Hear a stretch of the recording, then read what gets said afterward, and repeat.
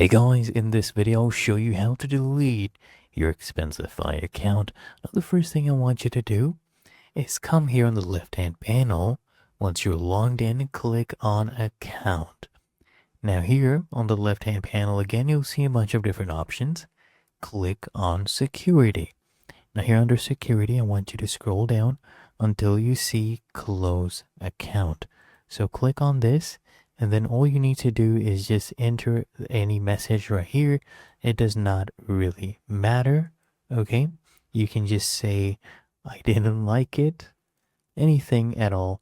And now we just need to enter your default contact method. So basically just type in that email again to just confirm that you are deleting your account. So there we go. I've typed in my email exactly. And then all you need to do is click on close account. And when you get this pop-up, click on yes, continue. It will permanently delete any outstanding expenses. There we go.